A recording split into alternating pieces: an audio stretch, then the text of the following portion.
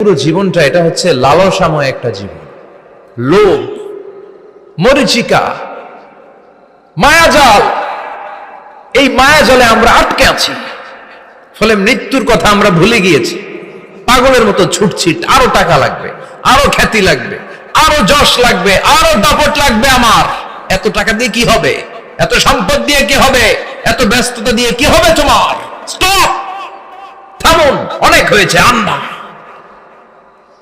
থামুন, take a rest, take a breath and think about death. Think that you have to go back to your Lord. একটু বসেন না, একটু ভাবেন যে আমাকে চলে যেতে হবে, চলে যেতে হবে। এই কোলাহল, এই ব্যস্ততা, এগুলো থাকবে, থাকবো না আমি। সাইয়েদনা ওমর ফারুক বলেছেন, মুতু ক্বাবলা আন তামুতু, মরার আগে একবার মরো। হাসিবু ক্বাবলা আন তুহাসাবু আলাইকুম, তোমার হিসাব নেওয়ার আগে তুমি একবার নিজের হিসাবটা করো না। কাগজ বের করে একটু লিখো না কি কি ভালো কাজ করছিলা, যেগুলো দিয়ে নাজাতের ওসিলা হতে পারে। 1 2 3, আর কি কি আকাম কুকাম করছো দেখো না, লিখে দেখো তোমার অবস্থাটা কি। মরার আগে একবার মরো। মরার আগে খাটের মধ্যে শুয়ে শটান করে চোখ বন্ধ করে একবার মরার ভান করে দেখেন কেমন লাগে। চোখটা বন্ধ করেন আর ভাবেন আপনি নাই, কি কি হতে পারে ভাবেন। আপনার ছেলে মেয়েরা কান্না জুড়ে দিবে, আপনার প্রাণের স্ত্রী বিলাপ শুরু করে দিবে, বন্ধু বান্ধবের চিৎকার আর মাতম, স্থানীয় এলাকার মসজিদে ঘোষণা, অমুক এলাকার নিবাসী অমুক ভাই অমুকের ছেলে অমুক দুনিয়ায় নাই। সব আত্মীয়রা চলে আসবে, ফেসবুকে স্ট্যাটাস দেয়া হবে, সবাই সবাইকে জানাবে বিকাল 4টায় অমুক হাই স্কুল ময়দানে আপনার জানাজা। ছুটে আসবে, সবাই ছুটে আসবে আপনাকে শেষ বিদায় দিতে, গুড বাই জানানোর জন্য, আল ওয়াদা, বিদায় জানাতে আসবে সবাই। 4 তাকবীর দিয়ে আপনার জানাজা হবে, অশ্রুসিক্ত জানাজায় আপনার বিদায় হবে। কাঠের খাটিয়ার মধ্যে করে কাঁধে তুলে আপনারে কবরে নেওয়া হবে। আগে থেকে খুঁড়ে রাখা কবরটার মধ্যে আপনারে বিছিয়ে দেয়া হবে। বাঁশের কচি দিয়ে তার উপরে মাটির চাপা দিয়ে সব চলে যাবে। ভাবেন না একবার চোখ বন্ধ করে, this is the circle of life, this is the nature of life. এটা সবার হবে, আমার হবে, আপনার হবে। এত মায়া, এত ভালোবাসা কই যাবে? কেউ থাকবে না, সবাই আপনার অন্ধকার কবরে রেখে দিয়ে চলে আসবে। উপরে বাঁশের কঞ্চি, তার উপরে মাটির চাপা, অন্ধকার আর অন্ধকার। এই অন্ধকার যেন শেষ হতে চায় না, শুধুই অন্ধকার, ঠিক কিনা? এজন্য আমাদের চলে যেতে হবে। দাদা গেল, চাচা গেল, মামা গেল, আমাদেরকেও যেতে হবে, জোরে কোন ঠিক কিনা? একদিন মাটির ভেতরে হবে ঘরে মন আমার, কেন বন্ধ দালান ঘর, প্রাণ পাখি উড়ে যাবে পিঞ্জর ছেড়ে।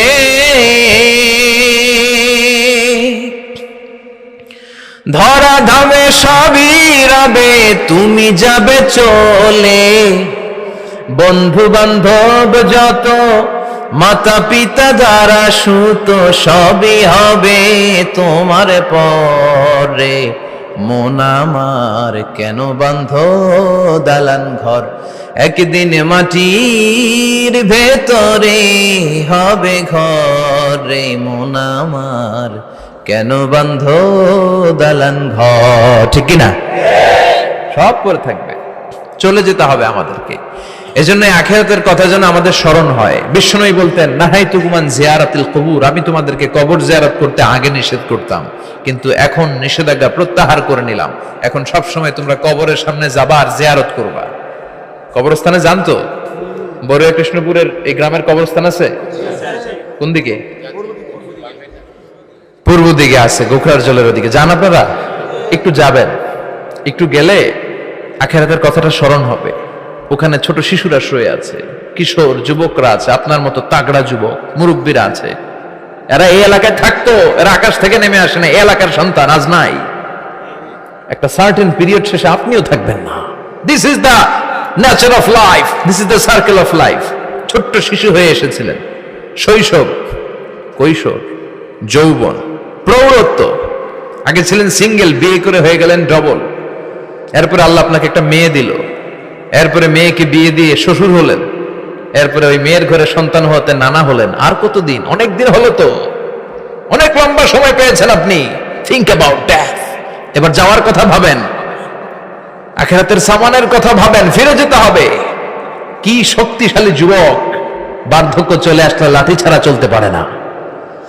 কুচকুচে কালো দাড়ি সাদা হয়ে যায়, দাড়ির শুভ্রতা, বয়সের ভার, রং ধরা যৌবন জং ধরে শেষ, ঠিক কিনা?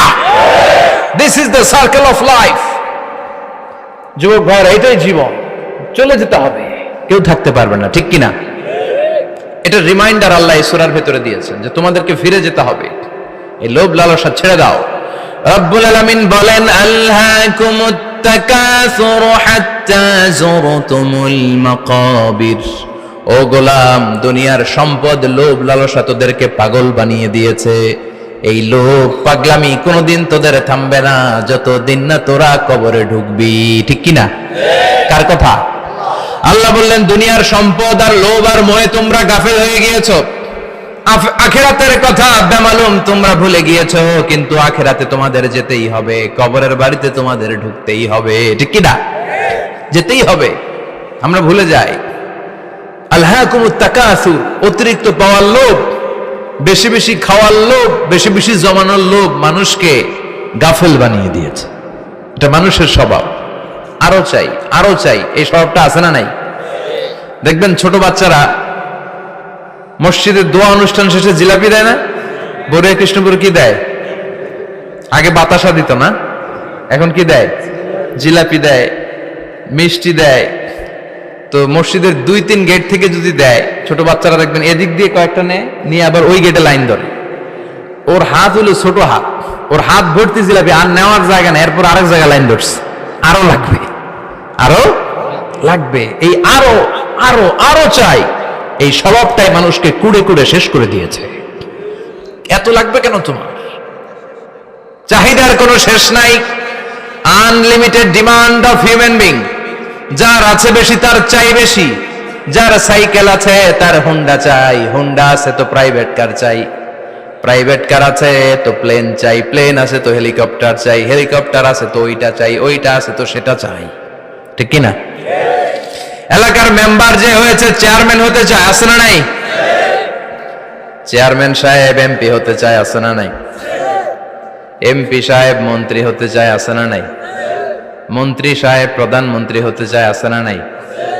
কিন্তু এই দেশে সুযোগ নাই, কথা কন।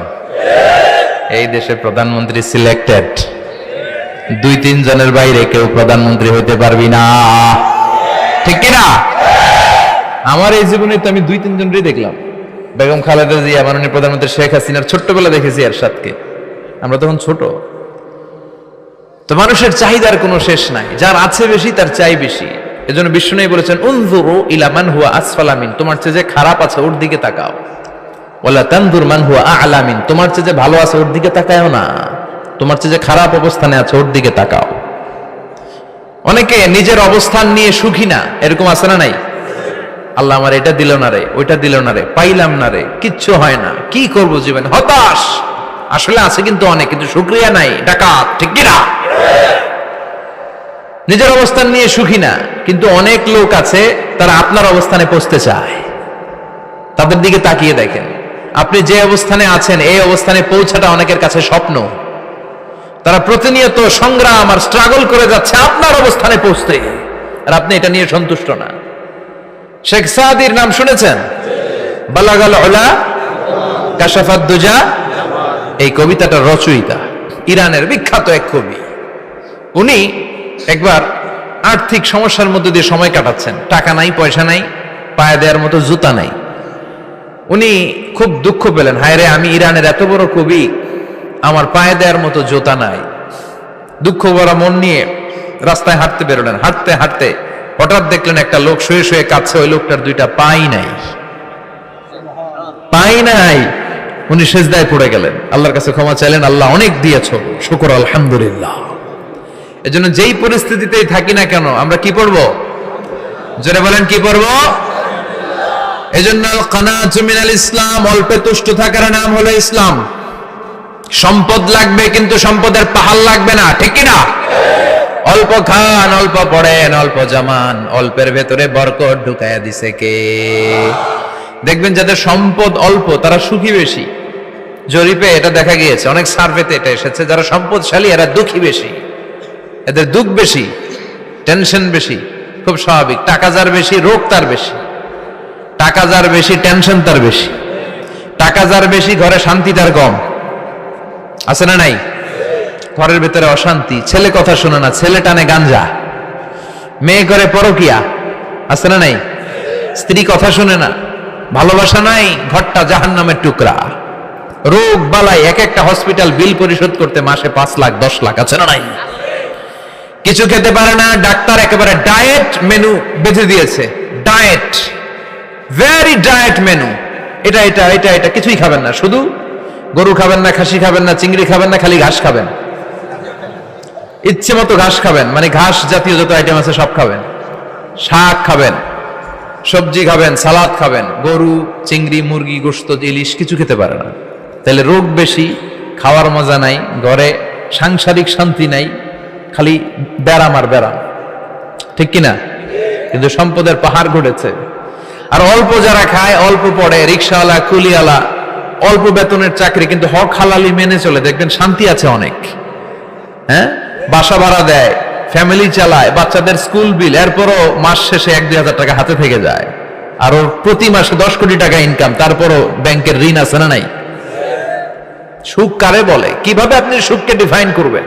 সুখ তো টাকায় কিনা যায় না। শান্তি টাকা দিয়ে হয় না, শান্তি দেওয়ার মালিক কে? শান্তি আছে অল্প খেয়ে শুকর করার মধ্যে, শান্তি আছে আলহামদুলিল্লাহর মধ্যে। চিল্লায় বলেন ঠিক কিনা? এজন্য অল্প খাবো, অল্প পড়বো, অল্প জামাবো, অল্পের ভেতরে বরকত দিয়েছে কে? দেখেন, ধনী ভাইরা খেতে পারে না, কিন্তু রিক্সাওয়ালার কি সমস্যা হয়? রিক্সাওয়ালারা সব খেতে পারে। কুলিওয়ালা, দিন মজুর, এরা একেবারে স্লিম, সুঠাম দেহি, মেদহীন পেট, পেটে কোনো মেদ নাই, ভুড়ি নাই। আর কোটিপতিদের মেদ আছে না নাই? এত বড় বড় পেট। ঠিক কিনা? আমাদেরও পেট আছে, তবে হালাল পেট। এটা হারাম টাকা দিয়ে এই ভুড়ি বানাই নাই আমরা। ছেলে বলেন ঠিক কিনা?